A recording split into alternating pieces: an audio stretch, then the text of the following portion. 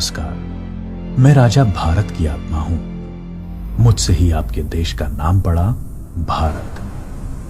मैंने इतिहास की बहुत सारी घटनाएं अपने अंतःकरण में समाये रखी हैं। ये आपको अपने गौरवशाली इतिहास और तुम्हारे शूरवीरों के साहसिक कार्यों से अवगत कराएंगी। आज मैं आपको कहानी सुनाता हूं एक अनोखे वीर पुत्र की, जिसका नाम था छत्रपति शिवाजी महाराज। सन 1627 ईस्वी पूरे भारत पर मुगल साम्राज्य का आधिपत्य था।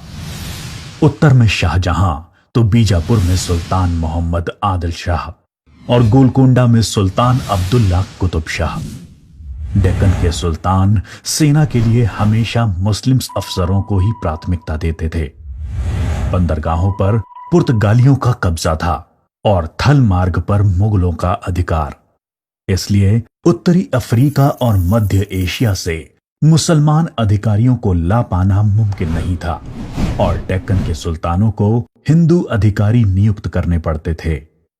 आदिल शाह की सेना में एक मराठा सेनाध्यक्ष था, शाहजी भोसले। शाहजी सेना में उच्च पद पर आसीन था। सन 1630 में महाराष्ट्र में जुन्नर के समीप शिवनेरी के किले में उनके और जीजाबाई के यहां एक पुत्र का जन्म हुआ। स्थानीय देवी शिवाय के नाम पर पुत्र का नामकरण हुआ, जो आगे चलकर छत्रपति शिवाजी महाराज के नाम से विश्व विख्यात हुए। शिवाजी के पिता काफी समय घर से दूर रहे थे, इसलिए बचपन में उनकी देखरेख माता जीजाबाई और गुरु दादोजी कोंडेव ने की। दादोजी ने उन्हें युद्ध कौशल और नीति शास्त्र सिखाया, तो जीजा माता ने हिंदू धार्मिक कथाएं। जब दादोजी का सन 1647 में निधन हुआ, तब उनका यह मानना था कि शिवाजी अपने पिता की ही तरह आदिल शाह की सेना में उच्च पद पर आसीन होंगे, लेकिन विधि को कुछ और ही मंजूर था। सन 1646 के समय भारत में किसी हिंदू शासक का अपना स्वतंत्र राज्य स्थापित कर पाने के लिए इन तीन परिस्थितियों का पूरा होना जरूरी था। एक, कि वो शक्तिशाली साम्राज्यों के केंद्र से दूर हों, जमीन खेती के लिए अनुपयोगी हो और जंगलों से घिरा हुआ हो, ताकि छापामार युद्ध या गुरिल्ला वॉरफेयर करा जा सके। ये परिस्थितियां 1646 में शिवाजी के लिए अनुकूल बनी, जब उन्होंने स्थानीय किसानों मावली के समर्थन से अपनी सेना का निर्माण किया। शिवाजी को भली भांति याद था कि किसी भी साम्राज्य को स्थापित करने के लिए किलों की क्या महत्व है, इसलिए सिर्फ 15 साल की उम्र में ही उन्होंने आदिल शाही अधिकारियों को रिश्वत देकर तोड़ना, चाकन एवं कोंडना किलों को अपने अधिकार में कर लिया। इसके बाद उन्होंने आबाजी सोमदेव की मदद से थाना, कल्याण और भिवंडी के किलों को मुल्ला अहमद से छीनकर अपने अधिकार में कर लिया। इन घटनाओं से आदिल शाही साम्राज्य में हड़कंप मच गया। शिवाजी को रोकने के लिए उनके पिता को गिरफ्तार कर लिया गया। इसलिए शिवाजी ने अगले 7 बरस तक आदिल शाह पर सीधा आक्रमण नहीं किया। शिवाजी ने यह समय अपनी सेना को बढ़ाने और प्रभावशाली देशमुखों को अपनी ओर करने में लगाया। धीरे धीरे उन्होंने एक विशाल सेना खड़ी कर ली, जिसके घुड़सवार नेताजी पलकर ने संभाल रखी थी और पैदल सेना यशाजी कनक ने। अब तक शिवाजी के पास 40 किले भी आ चुके थे। शिवाजी के बढ़ते प्रभाव को रोकने के लिए सन 1659 में बीजापुर की बड़ी साहिबा ने अफजल खान को 10,000 सिपाहियों के साथ शिवाजी पर आक्रमण करने का हुक्म दिया। अफजल खान अपनी क्रूरता और ताकत के लिए जाना जाता था।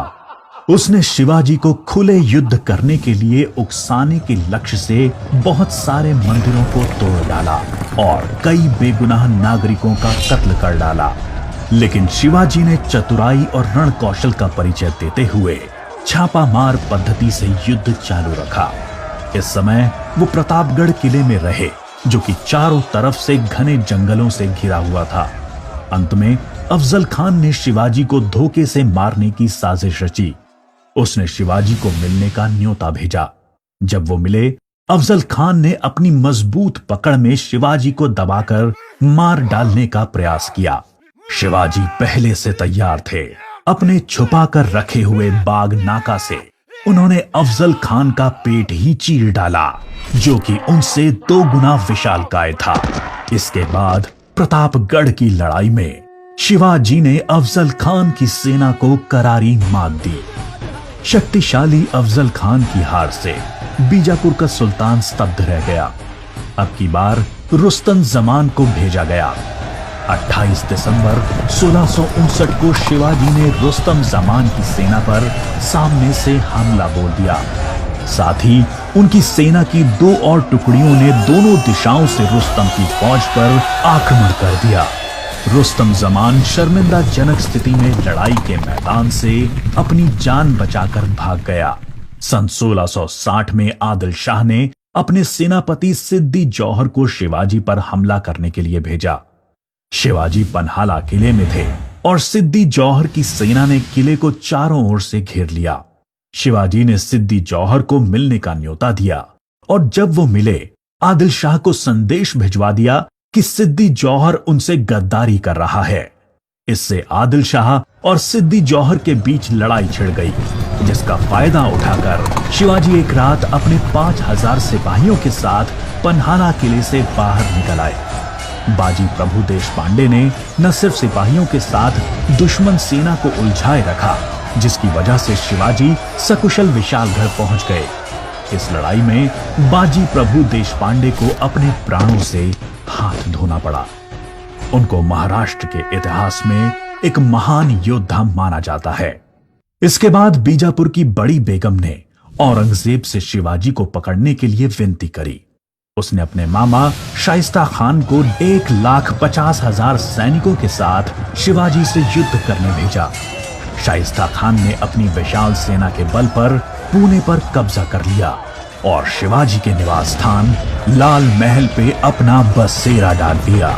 शिवाजी ने चालाकी से अपने 400 सिपाहियों के साथ शादी के बारातियों के वेश में पुणे में प्रवेश कर लिया। रात के समय उन्होंने सीधे शाइस्ता खान के ऊपर खतरनाक हमला बोला। खान ने खाकी से कूदकर अपनी जान बचा ली, पर शिवाजी की तलवार की वार से अपनी 3 उंगलियां गंवा बैठा। उंगली तो गई और इज्जत भी। फिर शिवाजी ने सन 1664 में मुगल व्यवसायी केंद्र सूरत पर आक्रमण करके उसको तहस नहस कर डाला। औरंगजेब आग बबूला होकर 60 वर्षीय राजपूत सेना नायक मिर्जा राजा जय सिंह को अपने 1.5 लाख सैनिकों के साथ शिवाजी से लड़ने के लिए भेजा। इस युद्ध में शिवाजी की हार हुई और उन्हें अपने 23 किले और 4 लाख की मुद्रा हर्जाने के रूप में देनी पड़ी। उन्हें अपने 9 वर्ष के पुत्र संभाजी के साथ आगरा जाना पड़ा। शिवाजी को नियंत्रित रखने के लिए पहले यह तय हुआ कि उन्हें मुगल दरबार में कोई पद दिया जाए, लेकिन औरंगजेब ने उसको बदलकर शिवाजी को घर में कैद करने का आदेश दे दिया। औरंगजेब नहीं जानता था कि यह गलती बहुत महंगी पड़ेगी। शिवाजी ने बीमारी का बहाना बनाया और अपने स्वास्थ्य को ठीक करने के आशीर्वाद के लिए साधु संतों और फकीरों को रोजाना मिठाई और उपहार भेजने की इच्छा जताई। एक दिन वो खुद श्रमिक के भेष में सामान के डब्बे में संभाजी को छुपाकर बाहर निकल आए। वो मथुरा, काशी, गया, पुरी के बाद गोलकोंडा और बीजापुर होते हुए रायगढ़ पहुंच गए। 1670 तक शिवाजी ने कई लड़ाइयां लड़ते हुए 4 महीनों के भीतर अपने राज्य का बड़ा हिस्सा मुगलों से स्वतंत्र करा लिया। सन 1671 से 1674 तक औरंगजेब ने भरसक प्रयास किया शिवाजी को अपने अधीन करने का, लेकिन वो बुरी तरह से असफल हुआ। उसने अपने उत्तम योद्धाओं जैसे दाऊद खान और मोहब्बत खान को शिवाजी से लड़ने भेजा, लेकिन सबको मुंह की खानी पड़ी। इसके साथ ही सन 1672 में अली आदिल शाह की मृत्यु हो गई और बीजापुर सल्तनत की स्थिति में चला गया। आखिर वो दिन आया जब गगा भट्ट ने 6 जून 1664 को पूरे उत्सवनुमा वातावरण में हिंदू परंपराओं के साथ शिवाजी का राज्याभिषेक किया। वो मराठा के राजा बने और कई सदियों के अंतराल के बाद हिंदू रीतियों, तिलक, जनेऊ और वेदों के उच्चारण के बीच किसी राजा का राज्याभिषेक संपन्न हुआ। शिवाजी की महानता सिर्फ उनकी बहादुरी और युद्ध कौशल में ही नहीं थी, वो एक योग्य प्रशासक भी थे। उन्होंने धर्म के आधार पर कभी किसी के साथ पक्षपात नहीं किया। उनके कई अधिकारी, यहां तक कि उनके व्यक्तिगत अंगरक्षकों में कुछ मुसलमान भी थे। उन्होंने कभी किसी भी नारी का निरादर नहीं किया, यहां तक कि युद्ध में हारे हुए दुश्मनों की स्त्रियों को भी सम्मान सहित वापस भेज देते थे। गुरिल्ला युद्ध, किलों का उपयोग और नवसेना का निर्माण भारत में पहली बार शिवाजी ने ही करा। उन्होंने 4 किलों तथा 2000 सैनिकों से शुरुआत की थी और उनकी मृत्यु के समय तक ये गिनती 300 किलो एवं 1 लाख सैनिकों की हो गई थी। मार्च 1680 में शिवाजी का स्वास्थ्य खराब हो गया।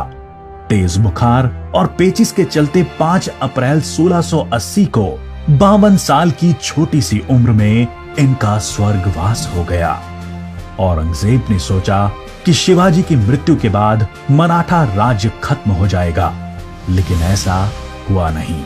पहले उनके पुत्र संभाजी ने और उसके बाद छत्रपति राजा राम ने मराठा शासन की बागडोर संभाली। औरंगजेब को करीब 25 सालों तक मराठाओं के साथ युद्ध लड़ना पड़ा, जिसकी वजह से वो अपनी मृत्यु के समय तक पूरी तरह से बर्बाद हो चुका था। शिवाजी ने जो मराठा राज्य की नींव रखी, वो आगे चलकर कर्नाटक से लेकर अटॉक पाकिस्तान तक फैल गई। शिवाजी जैसे मनुष्य कभी मरते नहीं, लेकिन लोगों के हृदय में अपने महान कार्यों, साहस और बलिदानों की वजह से हमेशा अमर रहते हैं।